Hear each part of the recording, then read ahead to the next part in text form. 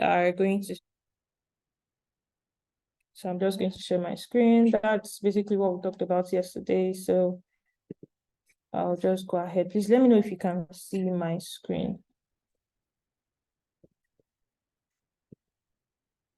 Yes, we can. Thank you. So this was where we stopped yesterday. I'm just going to briefly take us key principles of marketing strategy. Okay, so this was what she was talking about, difference between marketing strategy and GTM strategy. I think we extensively discussed about this and I answered some questions. So I'm going to go to the key principles of marketing strategy, which is specialization, market segmentation, differentiation, and concentration. And I talked about, I broke the specialization down. I said you cannot be everything to everyone, because whenever you try to appeal, or you end up appealing no one at all. And I said you can be specialized in different areas. I use Bolt as an example. I talked about how they are specialized for their passengers and for their drivers.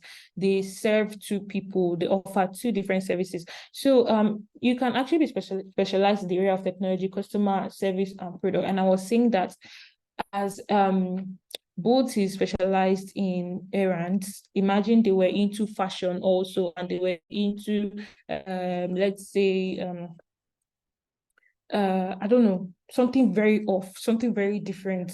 Nobody's going to take them serious because they'll just feel like, oh, exactly are you guys serving? So, but let's say they're into like the way they pick up and drop off passengers now. They have another product which is basically for dispatch riders, right? You can actually pick up your package and deliver your package somewhere else. That is still under errands. There's another one that is for food. They pick up food from restaurants, deliver it to you. It is still under errands. Now, if they should create another service, which let me bring up a service for them. Let's see. Okay, so maybe I'm a Bolt driver now. I'm a Bolt driver. I pick people up and I drop people off to wherever they are going, and my car develops fault, and I can easily go on the Bolt app to request a mechanic or something. Isn't that going to make sense than them going to another sector entirely, like fashion or whatever? So that is still under their specialization. So I was saying you should make specialization your number one principle. Your second principle should be differentiation. You should be able to stand out, and that's why I use this picture. The green is standing out amongst the blacks, so you should be able to stand out. Let them know what your business stands for. What is your unique value proposition, which can also be known as your unique selling point, your USP or your UVP. Then what is the better offering you are making to your customers that your competitors do not have? Remember I said yesterday, your competitors is the number one thing you have to check out for whenever you're working on a product. So we're still going to look at that. I also talked about the third principle, which is segmentation, and I talked about the last principle, which is concentration. Once you have determined your very best market segment for what you really do well, then focus all your energy, your resources, your time, your budget, everything on acquiring customers from these markets and retaining them. I said yesterday that it is one thing to acquire customers and it's another thing to retain them. Retaining customers is harder than getting a customer. So where you should actually focus your energy, your time, and your resources on is getting the customers and retaining them. So now we're going to go to how to create a go-to-market strategy. I think, did I give us an assignment to check examples of go-to-market strategy? Did I do that? No, you didn't. Okay. While we're in this class, I'll just try to check if I can find the one that I had one time. That one was really broken down, really, really simple and straight to the point. Sorry, because I'm sharing my screen, I can't see how many people are in the class. I want to make sure I'm following up. I'm not. Okay, thank you. So how to create a GTM strategy? We have 11 steps here. Depending on your company or depending on your product type, you might not need all these 11 steps, but important for you to know these 11 steps. Sometimes you might need just 7, okay? But it's important for you to know these 11. Then if you now need less than 7, then very good. But it's good for you to know this 11, which is define your target market. I said it before, research your competition is very important. Then identify the problem that your product solves. If your product is not solving any problem, I am not going to use it because there's nothing I'm using it for. It has to be solving a problem of mine. Is it that I want to get food fast? Then I should need Glovo or I should need Jumia food. I want to order a ride, I should need both. I want to do my workout in the morning and in the night, I should be able to download Female Fitness or home workout app or something. Can you see that it's solving one problem or the other? So, and yeah, that's what your product should be doing. 4, create a messaging. 5, create your positioning statement. 6, decide on your pricing strategy, which is very, very important because one of the main purposes of creating a product is making profits. So that is important. So 7, set up a buyer's journey. 8, define your channels. 9, formulate a sales plan. 10, create your launch plan. And 11, measure the metrics. So let's go to the first one, which is define your target market. Defining your target market is the first step in a GTM strategy. Who are you selling your product to? Who are the people that need your product? What is the demography of your target market? Who are your target audience? These are the people that you should be able to create a strategy that will be tailored to their needs. Not that, in fact, if you don't know who you're producing something for, then how can you know what they are going to need? Am I making sense? So if you don't know that the people you're creating these particular products for are people that need to order rights, how do you know that that is what they need? So you need to first find your target market, define them, know that I'm developing this product for this set of people. That's the best. That's like the very first thing to do. And the best way to identify a target market is to create a buyer persona, specify their needs and demands to understand how to reach better and serve them. Have you guys learned how to create a buyer persona? Have you been taught how to create a buyer persona? No. No? Did you say no? Okay. It was just mentioned in passing, but it wasn't well taught how to create. Okay, it's not that hard. But all I know is that it's just like forming a demography design. Let me put it that way. Let me see if I can find one so that I can just share it with you guys. But it's supposed to contain your user's picture, just a picture. It does not have to be the actual person's picture, but it's supposed to contain the user that you have in your head or that you're trying to define or create, supposed to contain that person's picture. So let's say you're trying to create this product for Black people or for Black middle-aged women that are Muslims, meaning the picture that is going to be on your buyer persona is a woman wearing a hijab that is Black and she's middle-aged. If you're creating for men and women that are aged and that are Black, meaning you're going to have an aged man and woman picture and they're already like they're aged and they're Black.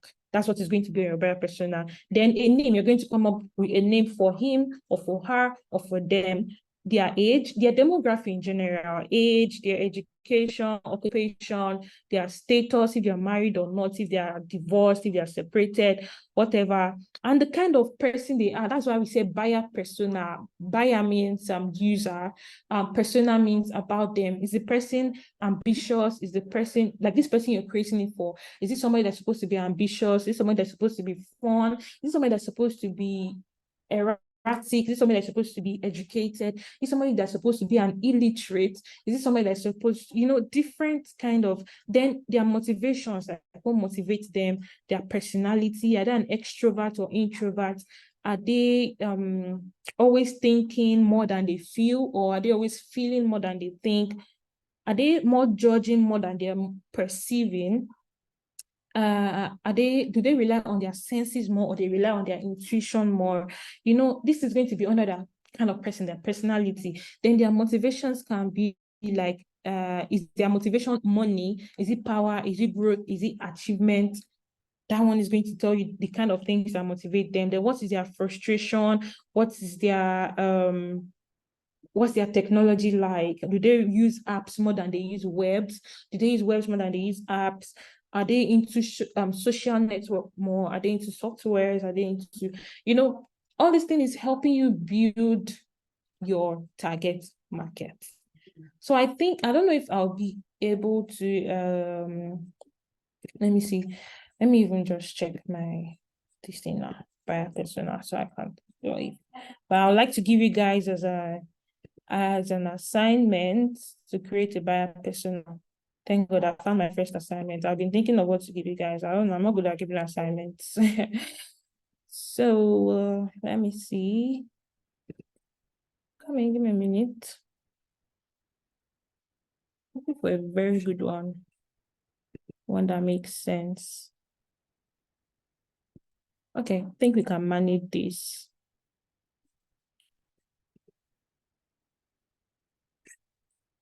Just I'm coming. I'm coming. I thought I saw this thing just now.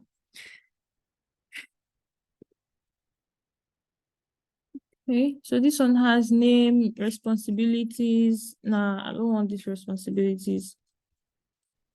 Hi, Victoria. We can't see what you're showing us. We are still stuck on your slide. Okay, sorry, hold on. Let me stop sharing first. Then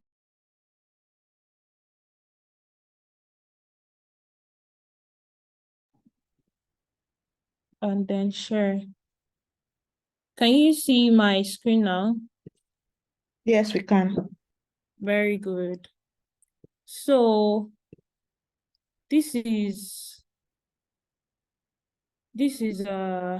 David Lubar's. This is David Lubar's. He says, I don't care if I have to work long hours because I love creating innovative campaigns for my clients. Sometimes I wish the communication process with clients would be easier. So that's just something he thinks, right? So I think like this, we know he's more of a thinker than a feeler. Do you get? So now here it has his picture. Then it looks Caribbean. It looks middle year is 31. You can see. So age is 31. Gender male. Job creative producer. Education bachelor degree in advertising and PR. Location Los Angeles. Family single. Archetype uncomplicated. Advertising professional. So his goals, he wants to be promoted. He's very eager to win awards for his advertising campaigns, blah, blah, blah. His challenges, his fears, his problems, his values, buying decision process. He's always busy. He's always working long hours. He prefers to gather his information online. His solution. Now, this is an example. Though the one I'm looking for, I'm going to just, okay, I've seen one, but I'm not seeing it on my laptop. I'm seeing it on my phone. So I'm going to share it with you guys. It's the exact one that I was talking about. It's the exact one I was talking about. I'm coming.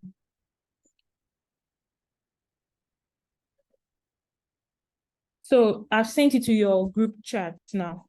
So you guys can check it there later.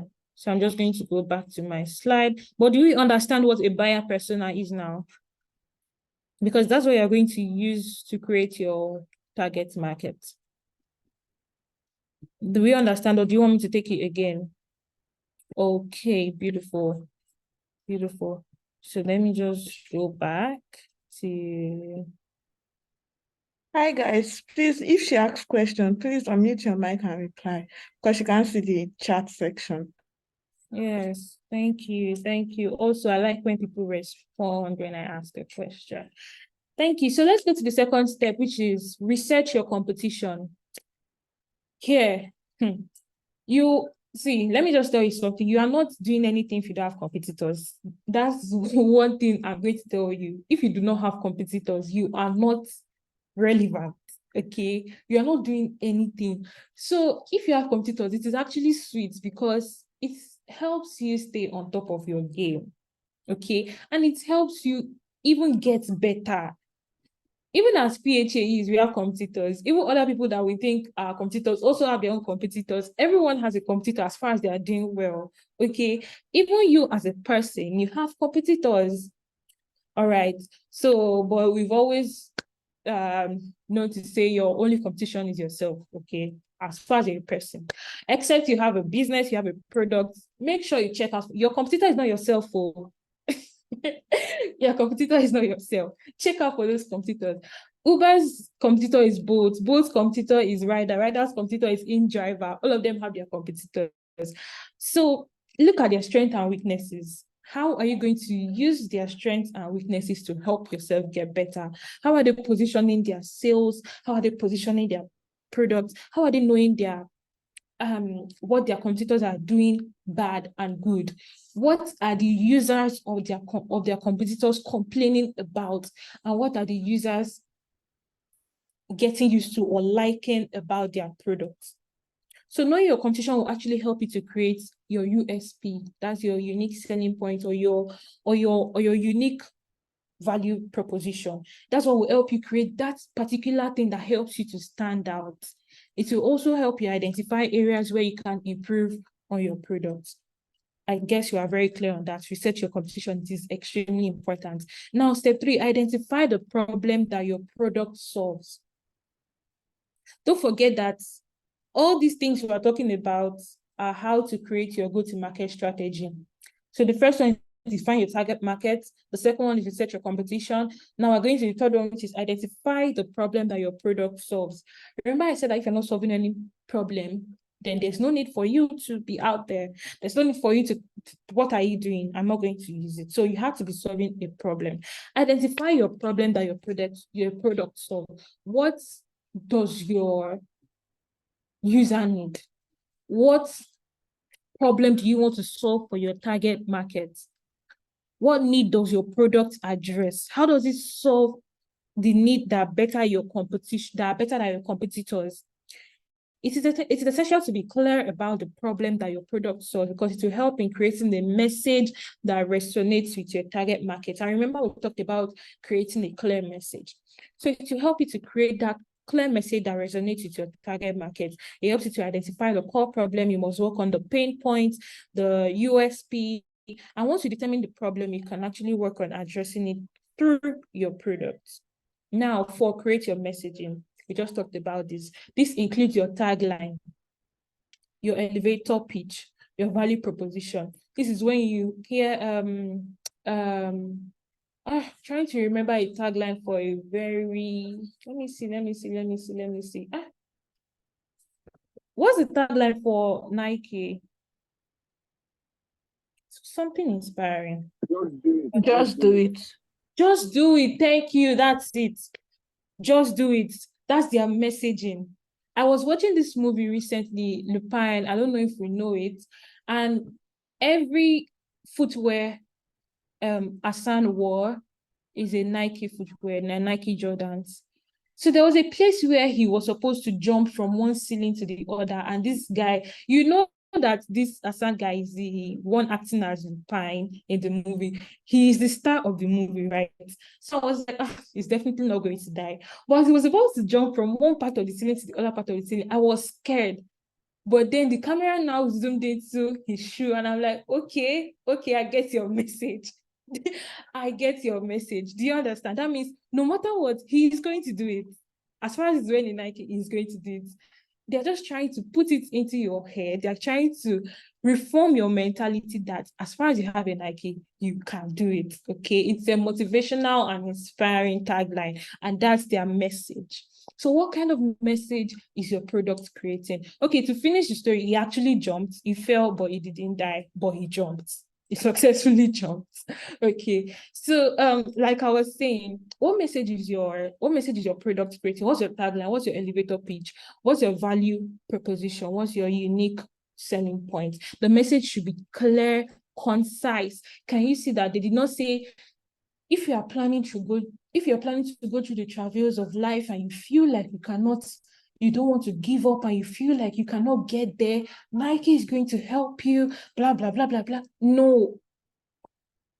your story is getting too much. You have to be concise. Just do it. Just 3 words, okay? So you have to be clear, concise, and focused on the problem that your product solves. It should also be tailored to your target market. Notice that most athletes use Nike. Most Paralympics people use Nike because that's their target market.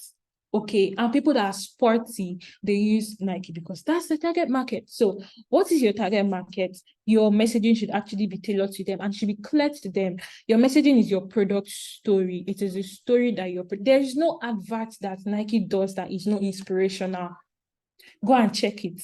There's no advert that is not inspirational because that's their story.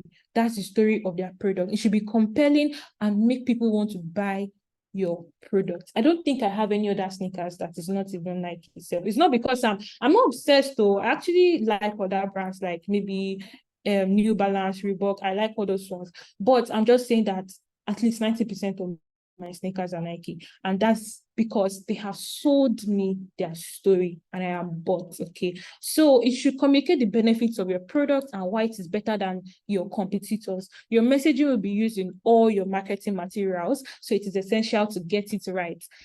Now I want to point this out that when you first start out your product, you might not get it right at first. Okay, you can keep working on getting better, but it shouldn't last long. It shouldn't be more than some months, like your first few months, because after your first few months, you need to start showing the seriousness. People need to start knowing that, okay, now you're in the game, now you're having competitors, and now your marketing material should start matching.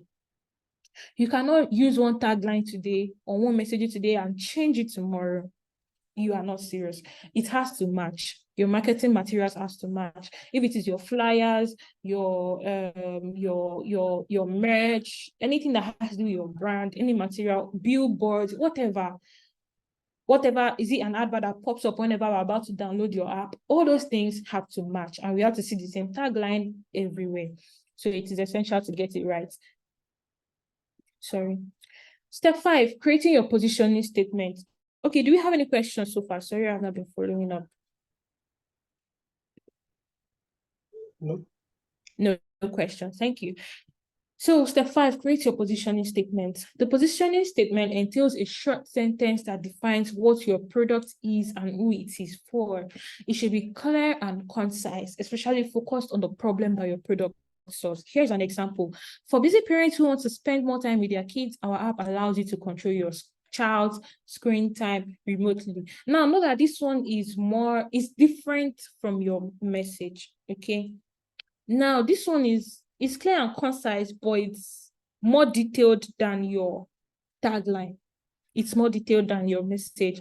Okay, so now see, this one is longer. For busy parents it should explain your tagline basically. For busy parents who wants to spend more time with their kids, allow our apps to control your child's screen time remotely. So now the tagline for this can be something like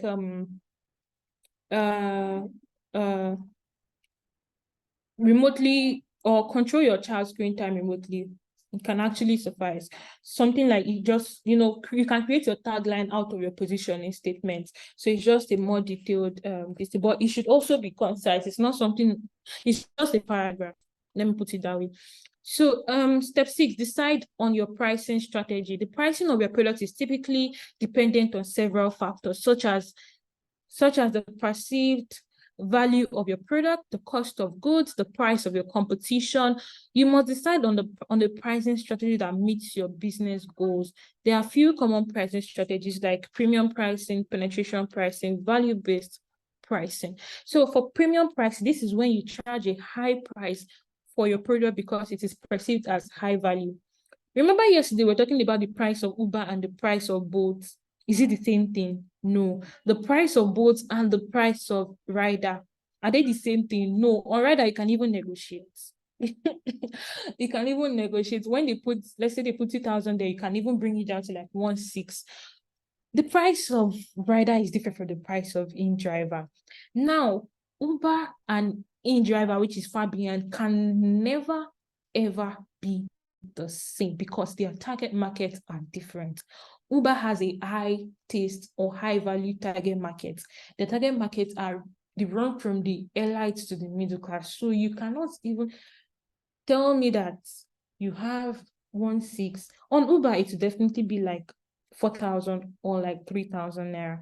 So because their target markets are, they're perceived as high value, so their product should also be high value. So they charge premium, they use the premium pricing strategy.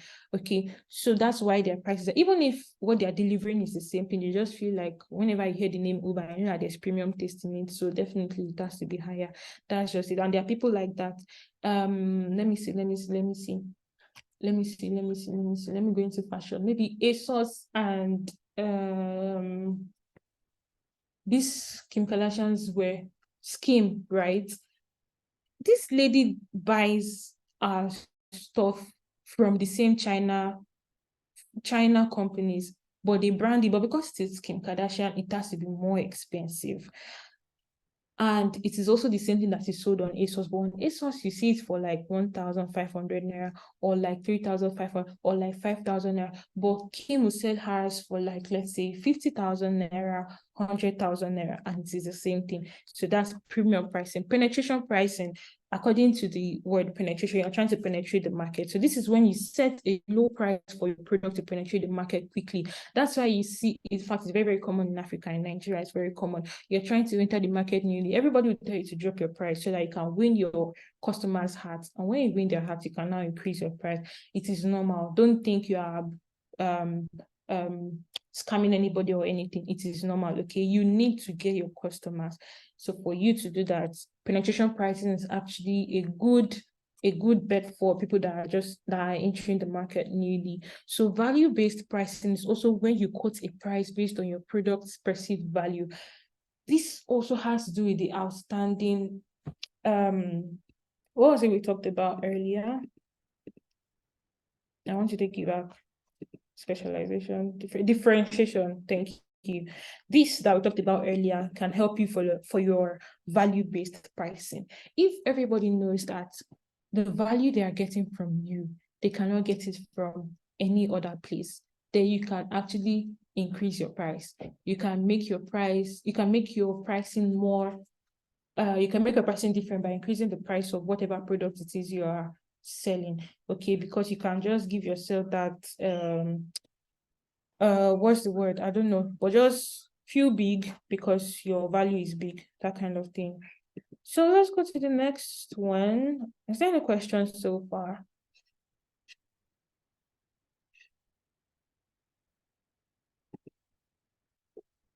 Okay, Nope. not the charts. Okay, so incoming, please. Let me just close this chat.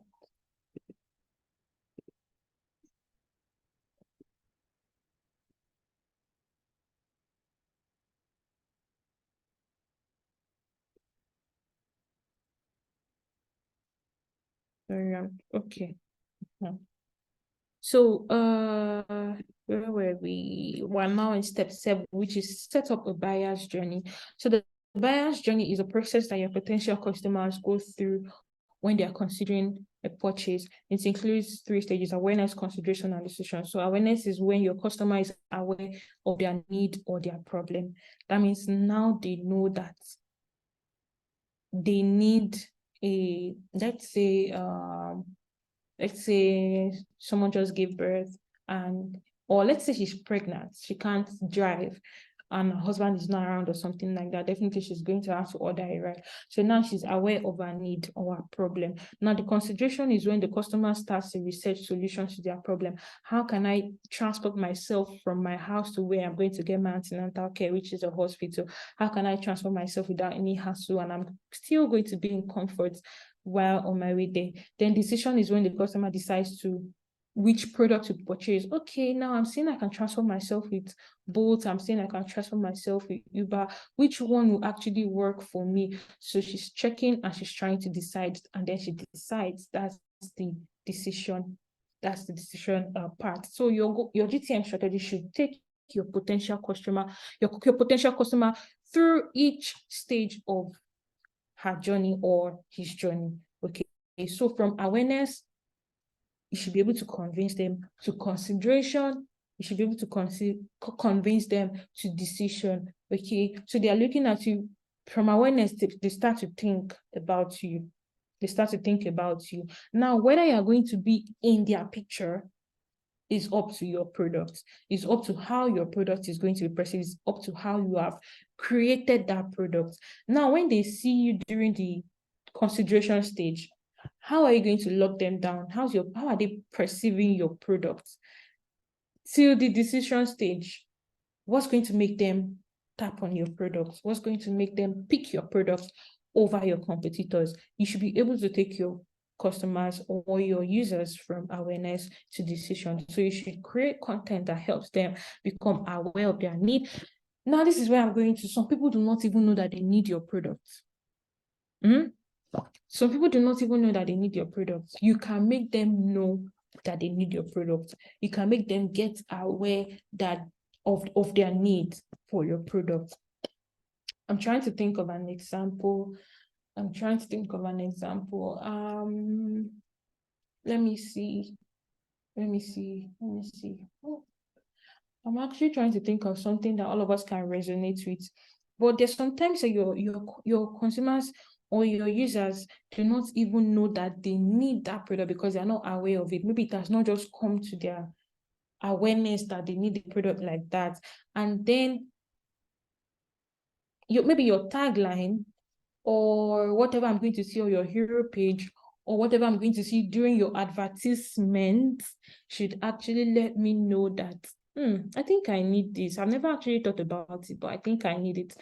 Now, when they're aware, they should be able to consider your product as the solution to that thing that they need. And then they'll be able to decide to purchase it. So the content should filter your audience into 3 funnel stages: top of the funnel, middle of the funnel, and bottom of the funnel. Top of the funnel is designed to generate awareness and interest. It should be educational and informative. Examples include your blog posts, ebooks, infographics, flyers that you put on your social media, flyers that, or let me say, adverts that are on blog channels, on websites. These are top of the funnel contents. You understand? They're top of the funnel contents. They generate awareness and they build interest. Let's say I'm scrolling through a website now and I see something that has to do with right now I don't know why nothing is coming to my head, but all these things are actually good. They're considered top of the funnel contents. Okay, so anytime you create a product and you think you're advertising it on channels such as blogs, as ebooks, infographics, on social media and all those places, make sure they are building interest and make sure that they are creating awareness. So middle of the funnel content is designed to generate consideration and interest. This is the second stage. So you should be more focused on your product. Now that you've gotten their interest, take them straight to your product. Now you have my attention. Now take me straight to your product. So this second stage should be focused on your product and how it solves their problem. Examples include webinars, case studies, demos. Now I have seen your infographic or I've seen your flyer on social media. I've seen it. Now, how are you going to drag me from that graphic to a webinar or to a case study or to a demo? Okay. Now, from that graphic, I can see, let's say you say, if you want to learn how to, let's see, maybe how to make your hair yourself, something like that. So I'm just scrolling through social media and I just see it, make your hair yourself, and I'm like, really? I can make my hair myself? I never even knew I can have that talent. Now you see that they've captured my interest. And I wasn't even aware of that need, but now I'm aware of it. Like they just made me aware of it. Like, oh, that's true. I can actually make my hair myself.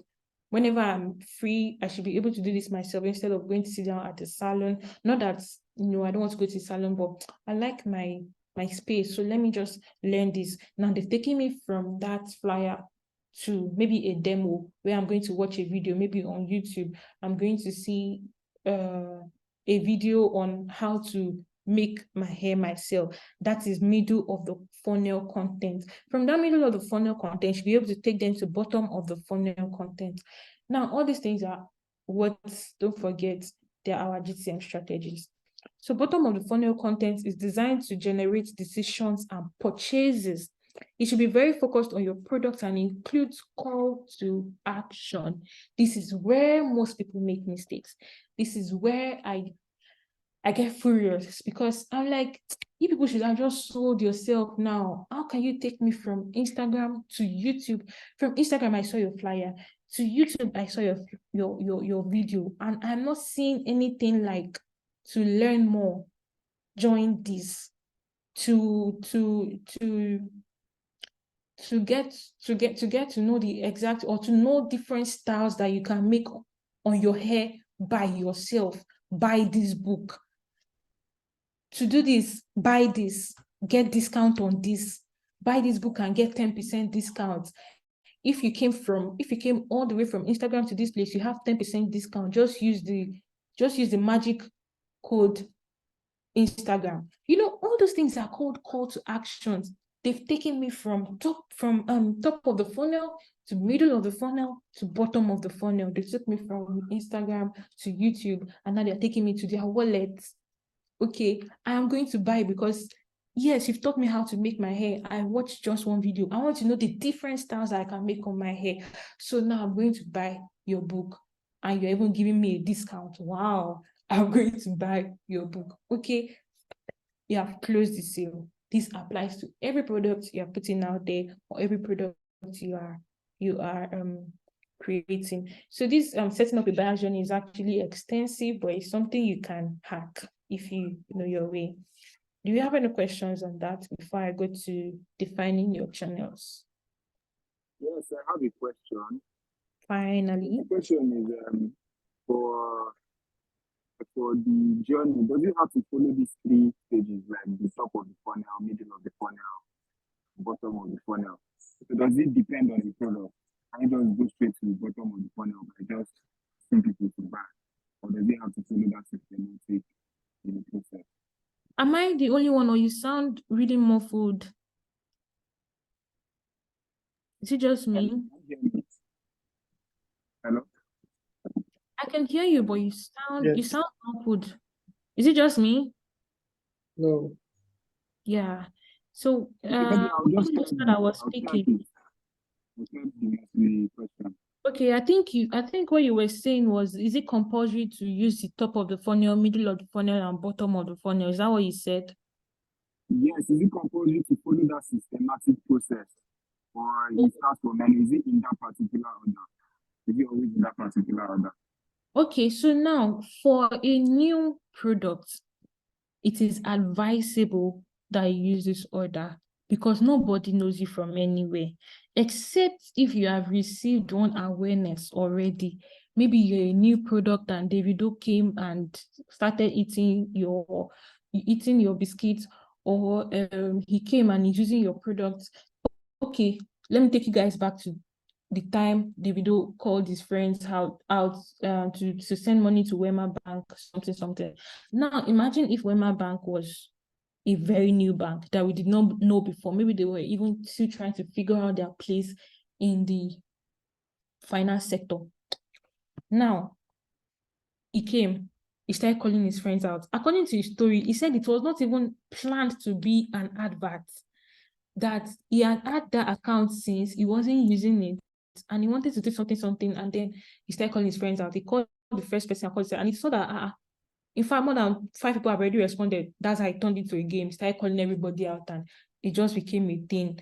It became a very big whatever at that time. So now imagine when my app was very new then and people did not know it. Trust me, by the end of that day, they have gotten all the awareness they need.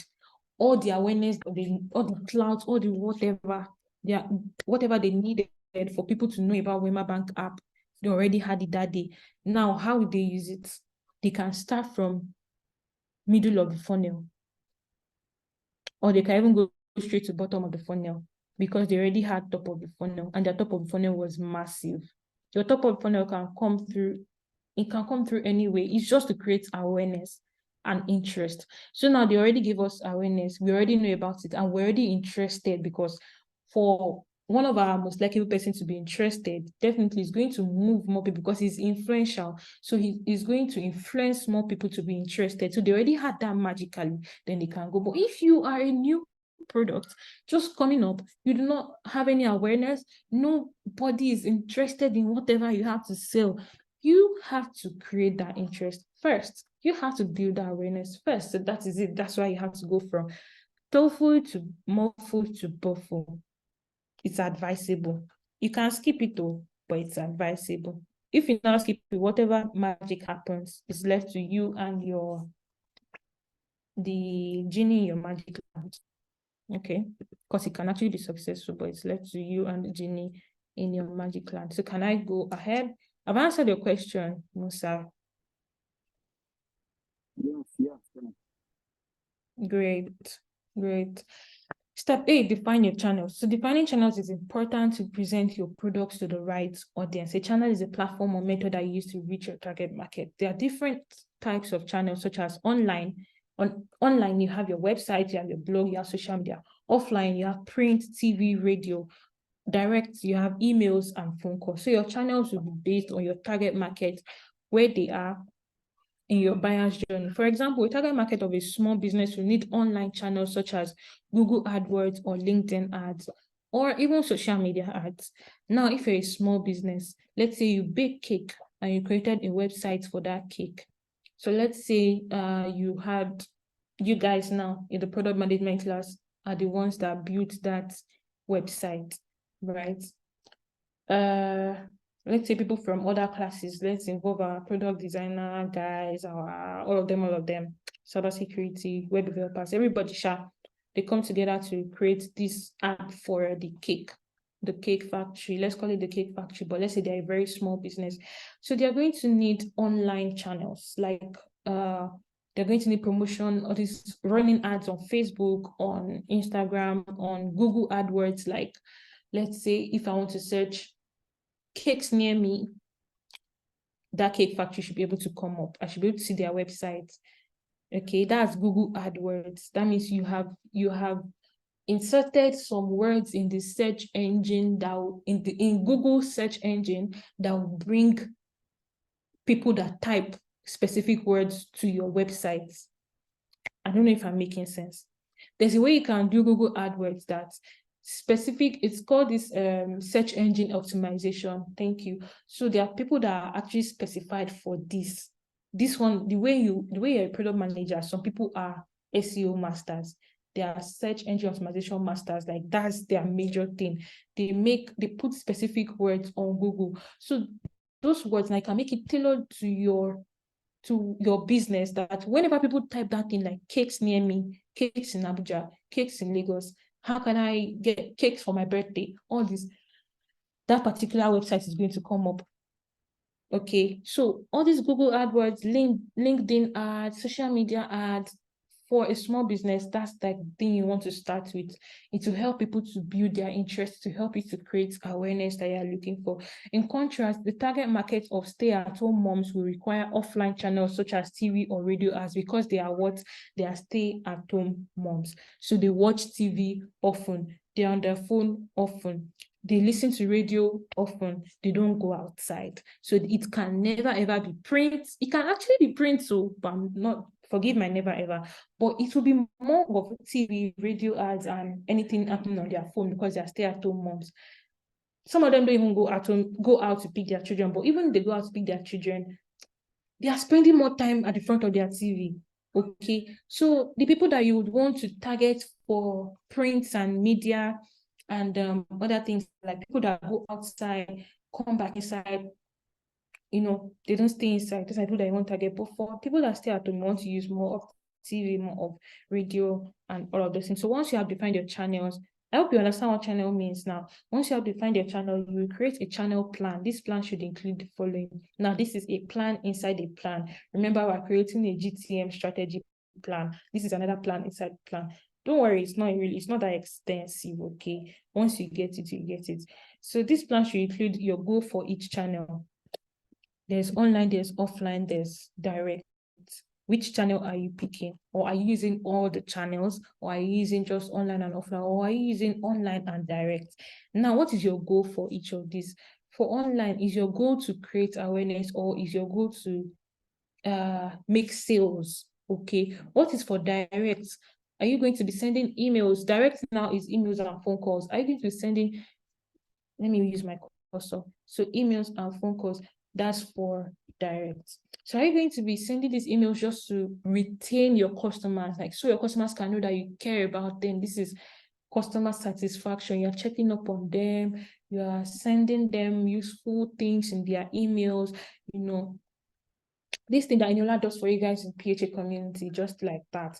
So you're going to list out your goals for each channel. What are you using Instagram for? What are you using emails for? What are you using radio ads for? What are you using billboard ads for? What are you using television ads for? What are you using websites or Google AdWords for? What goal are you trying to achieve with all these channels?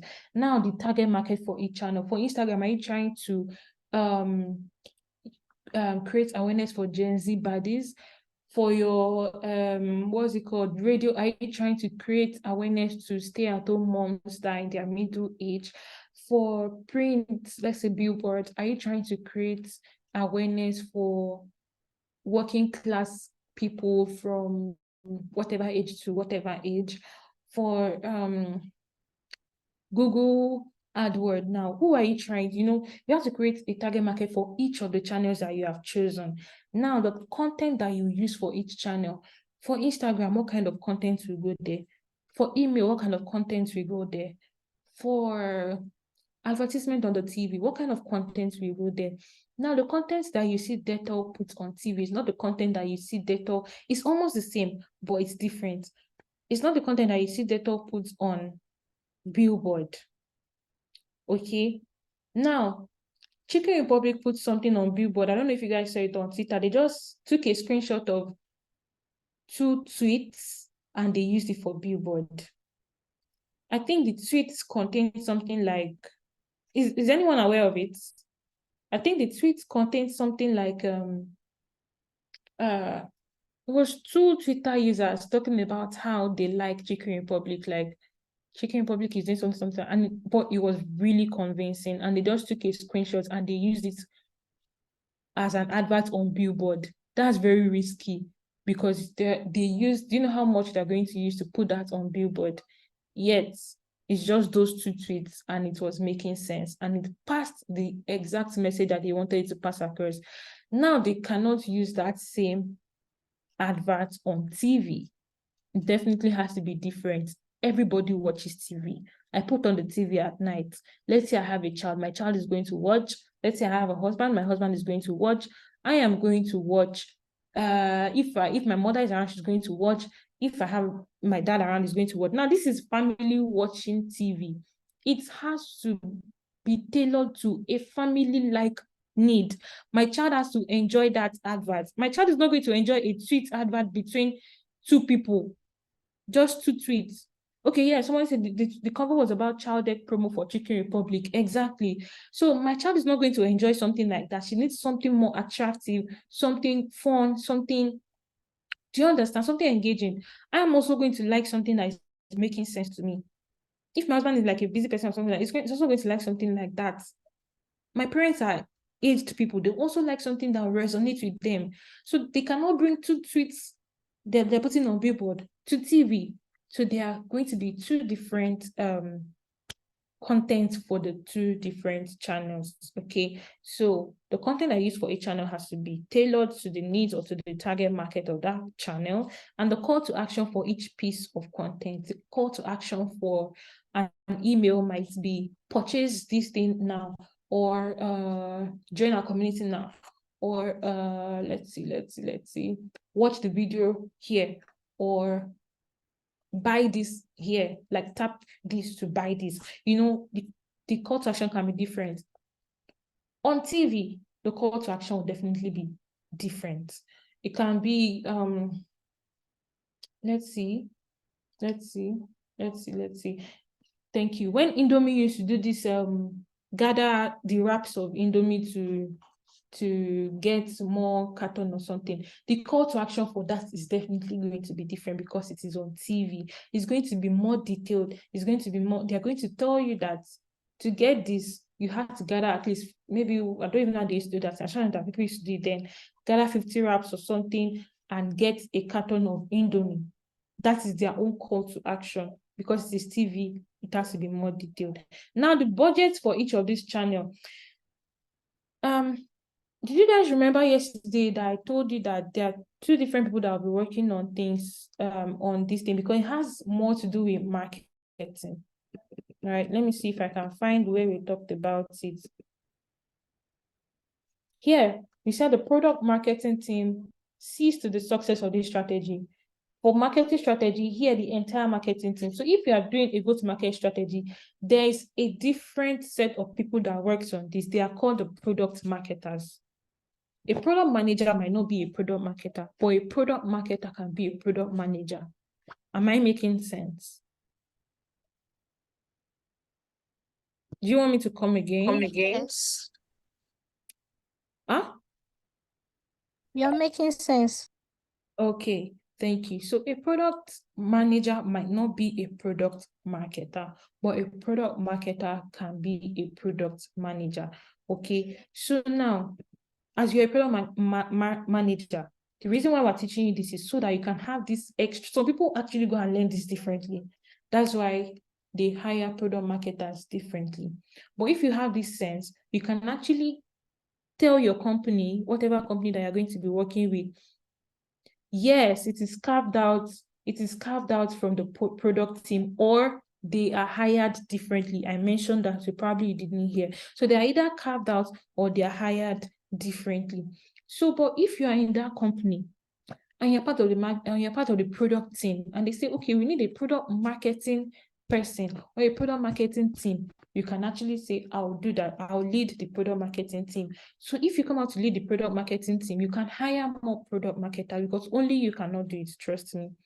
Only you cannot build the marketing funnel for, only you cannot build the marketing funnel for all of this. So you have to hire more people.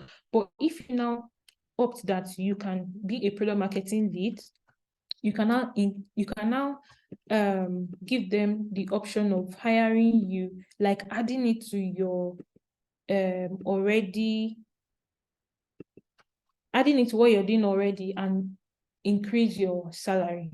Okay, and increase your salary. Okay, so step 9, formulate a sales plan. The go-to-market strategy is incomplete without formulating a sales plan. So now, after you've created all your marketing channels, sales is the next thing. Some of the potent sales strategies are self-service model, inbound sales model, and outbound sales model. For self-service model, in this model, the customers can buy your product without interacting with the sales team. The customer goes through the entire buyer journey on their own. Remember, we talked about the buyer journey. So they go through it on their own and they decide to purchase your product. That means you don't have to convince them. They did it on their own. It was a self-service. That means all your contents were convincing enough. All your marketing channels were convincing enough. They did not have to come through you. They saw it by themselves. They were aware by themselves. They downloaded the app by themselves. They were convinced and they bought whatever you are selling by themselves. Now, inbound sales model. In this model, the sales team uses content and other marketing initiatives to attract potential customers to their websites. Once they are on the website, the sales team uses leading nurturing tactics to convert them to customers. Now, here, these people that are your potential users, they need marketing initiatives. They need your content. Maybe they need to see your content to make themselves aware. They need to see your content to build their interest. This inbound sales is what mostly happens. Okay, it happens 80% of the time. So, and once they are under your website, they need something that will convert them into your customers, something that will attract them. Outbound sales model. In this model, the sales team proactively reaches out to potential customers through channels such as cold emailing, and trade shows. Now you can see, I'm sure people must have received some cold emails or people trying to sell one thing or the other to you. It actually happens with the design and branding, whatever. A lot of people reach out to me, oh, let me help you to brand your Instagram page for so amount. Let me put you on a consultation call. I usually receive all these things. I don't know if you guys receive it, but and trade shows, so there's this person that does this Beauty West Africa something. I receive emails and text messages like all the time. So they're trying to make sales to me through this means. It's not left to me to go and check what they've done in the past and get convinced not to be a customer. Okay, so the type of sales plan that you use will be based on your product, will be based on your target market, and based on the resources you have. If you don't have enough money to do outbound sales model or to do inbound sales model, then you just have to like reach out for more resources and then go ahead with the one that's tailored to your target market. Step 10, create your launch plan. Now it's time to create your launch plan. The plan should include all the details of your product launch, such as the date you want to launch, the channels you're using to launch. Remember that you've been planning this thing from step 1 to step 9, the channels, the resources, everything, the way you want to go. You have a plan and you formulated your sales plan. Now, the date you want to launch, let's say you want to launch it tomorrow, the channel you want to launch it through, let's say it's through websites, through Google AdWords, and through Facebook and through Instagram. Now the budget, let's say the budget is about, let's say 4.5 million naira. And let's say the content, you already have all the contents, everything is ready.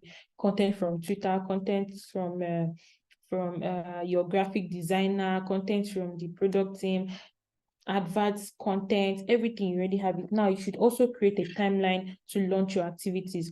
There's someone that will also do that on the team. This person say, okay, from 8 a.m., everybody has to be on deck. From 9 a.m., the Facebook team goes first. You guys are going to push the advert to live. 10 a.m., website goes second. 11 a.m., email goes third, because by that time, Google AdWords goes third, because by that time, people might already start searching for us on Google. By 12 p.m., we want to be on all this thing. By 1 p.m. we want to be trending on Twitter. So make sure you people are using the hashtag. So all this timeline will enable everybody work according to the time and and achieve a goal together. So this will help you ensure that everything is on track and that you're hitting your milestone. Now, step 11, measure the metrics. The final step in your GTM strategy is to measure the metrics. This is when you have now launched. Everything is out there already. Now you should measure. What was the website traffic? How was it? Was it high? Was it low? The leads generated. How many men, how many guys do we have? How many females do we have? How many children do we have that clicked? What's their demographic? Okay, are there more women than men? What were the leads? On which channel do we mostly have men? On which channel do we mostly have children? What was the conversion rate? Did we make sales? Revenue generated? How much did we make?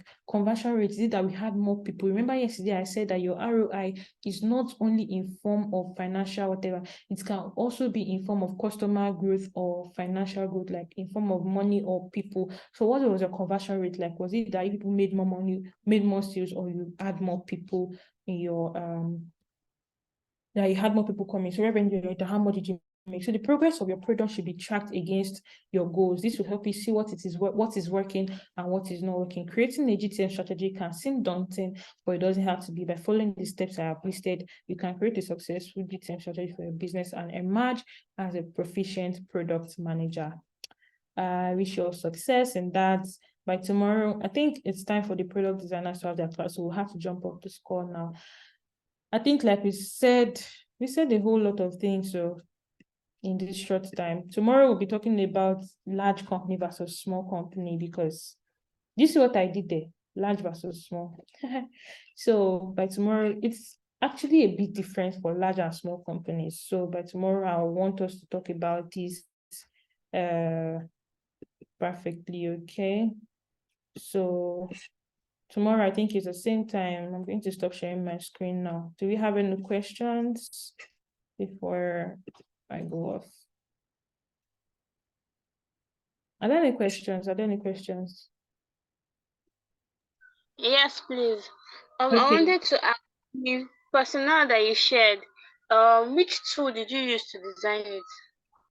Very good. You can use any tool. I really like Canva as a person because kind of find myself designing a lot.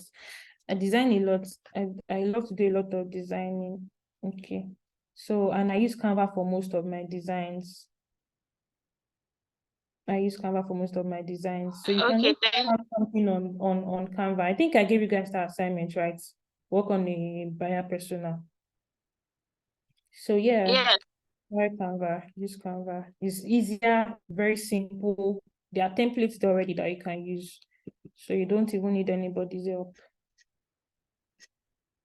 Yes, 6 p.m. tomorrow. If we'll be moving it up to 5 p.m. or anytime, I'll let you guys know early because but yeah, 6 p.m. Are there any other questions, please?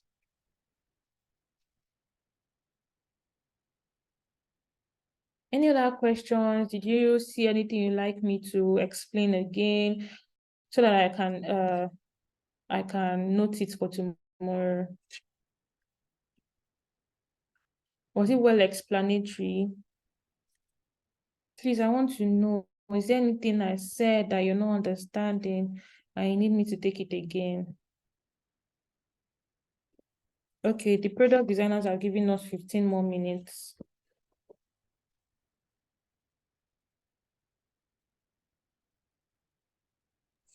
It was So should we more just start that? explanatory from my own hand. Okay, thank you. That's how they've been paid. Okay, thank you. So since we have about 10 more minutes, do you want me to go through the large and small company? Yes, please. Great. Yes, you can. Okay. Come in. Come in. Can you see my screen?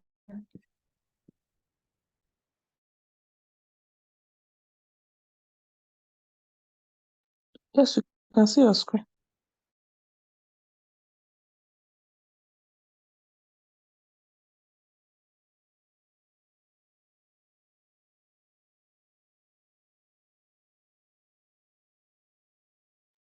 Okay. So large versus small company.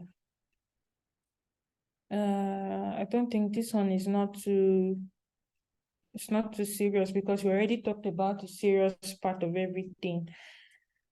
But it's just a few things that are different there.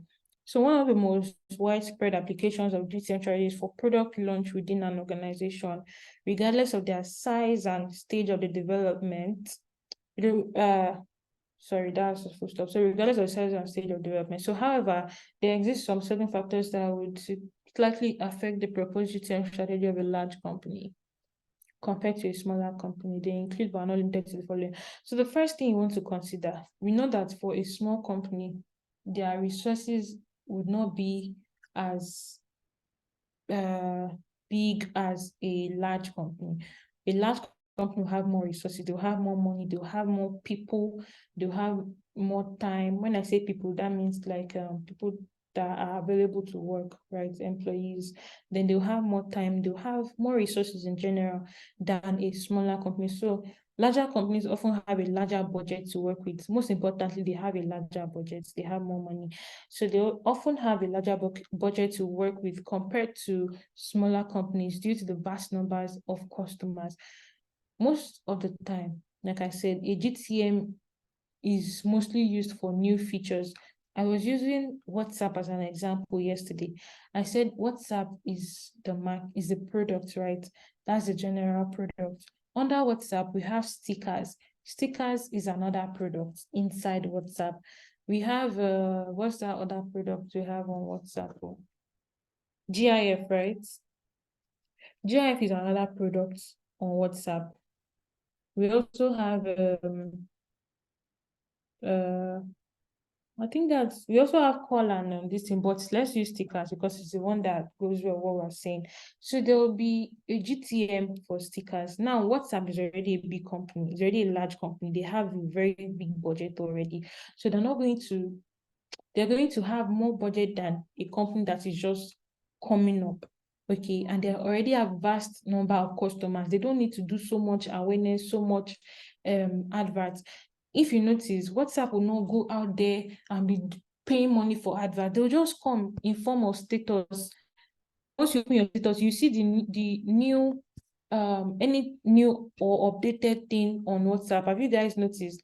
They bring it in form of status. That's where you see it. That's where because they already have the people that they want to tell about their new product. They already have them on WhatsApp.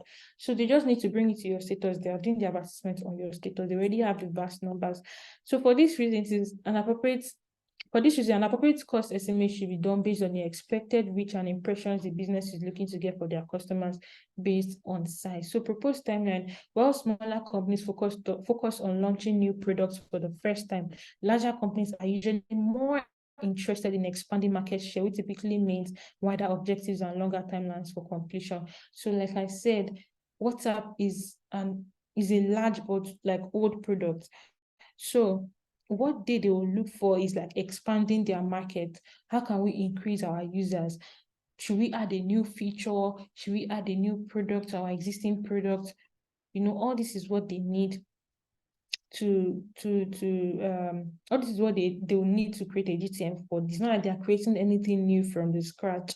So, but for a small company, they'll need to start creating all this from the scratch, build a timeline from the scratch, build a new timeline. But for large companies, there are most times big companies they already have a timeline that they use. They already have a template. Let's say they can even go and bring the timeline that they used the last time, okay, or for a product that they created some years ago, they can use it for their new product. So level of risk for large companies is always lower than that of a smaller company. Larger companies, it's always higher rather. Larger companies are more risk averse when it comes to running out their GTM strategy to avoid losing brand reputation. They built a brand reputation. Any mistake they make or any risk they take, they have to be very, very cautious about it because it can make them lose their reputation. They built the reputation, but they need to be very, very, very cautious about it. So this is due to experience gathered from years of interacting with their customers. However, smaller companies have the liberty to explore risk and to take risk and explore risk strategies by adopting the nothing to lose mentality when approaching a new market. That's why you see people just come. I think there's this guy on Twitter that owns a company. Is it LaserPay? Do you guys know LaserPay? He created LaserPay, and now they've shut down. He just even wrote it on Twitter.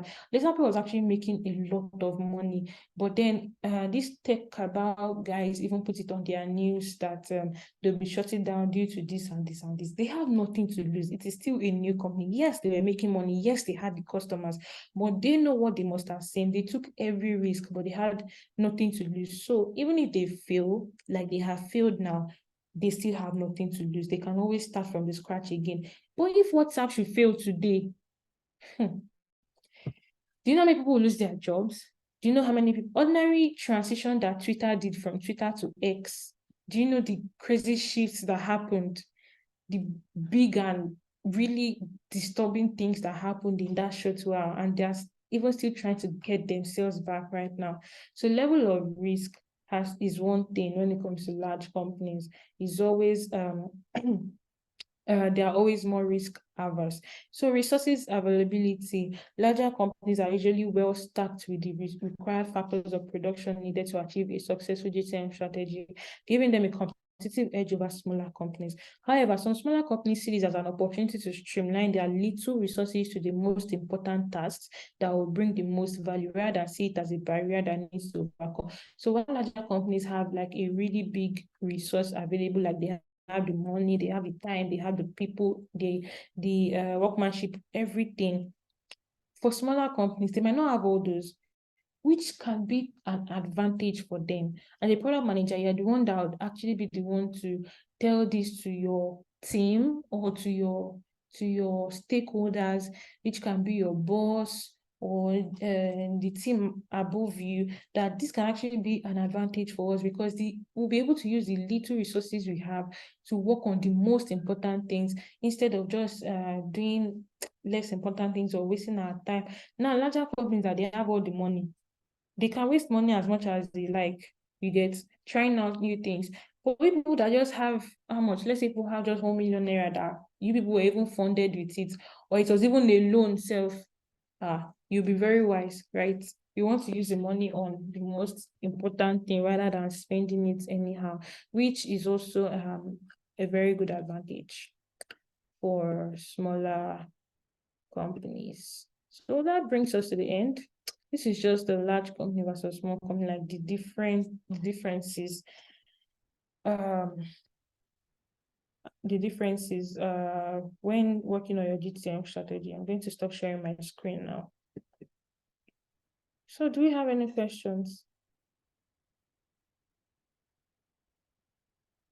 Okay, yeah, Abidemi says status and chat. I'm sure she's talking about what's it called?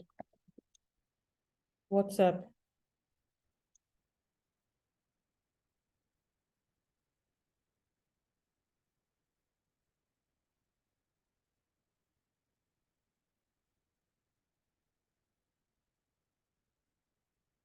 So are there any questions?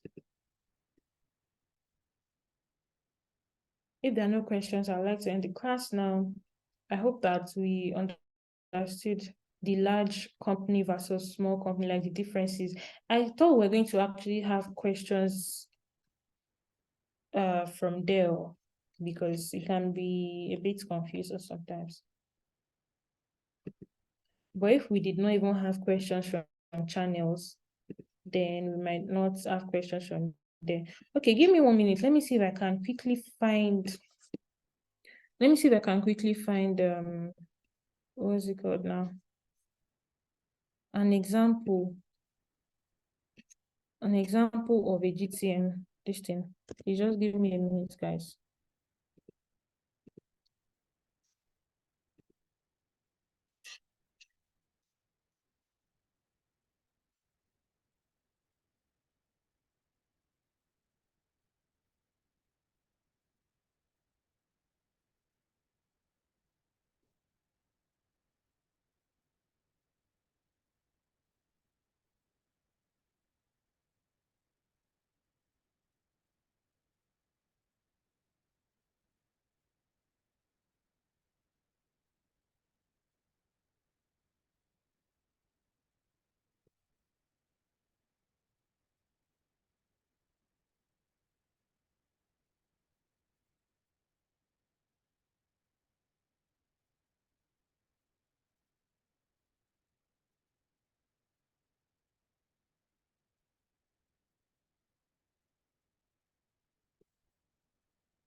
Okay.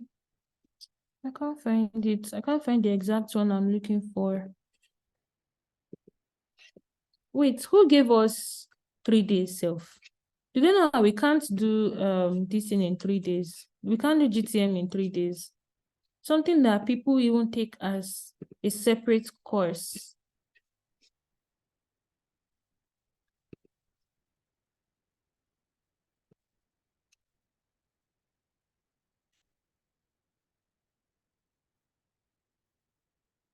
We can't do GTM in 3 days. But let's see, Sha. Okay. So once I find it, I think I would let you guys know.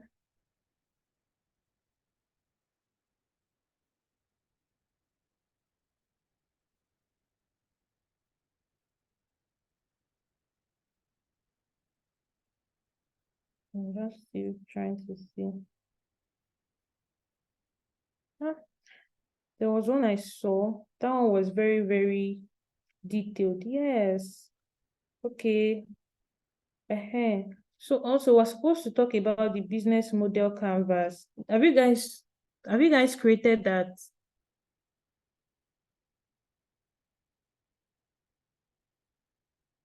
Have you created business model canvas? No, we've not. Okay. Maybe I'm just the one.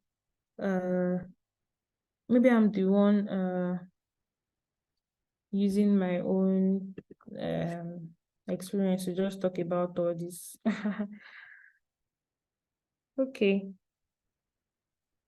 It's time for us to go, but I have sent it to your class, so just so you can have an idea of what it looks like. Okay. it's time for the product designers to have their class, and we want to display, even give us extra time. So I'll send it to your class, you can check it there. By tomorrow, we'll have more time, but trust me, I think we'll have to continue this class on Monday because there are a lot of things I want you guys to know. And I'm even glad that, I wasn't supposed to teach you guys at all. So, but I just had to fill in for the guide I was supposed to take you guys. So, but I'm glad I was able to teach you because it seems there are a lot more I want you guys to know, just so you can be well equipped. So we'll meet tomorrow, guys. Bye. Thank God, yeah. Bye.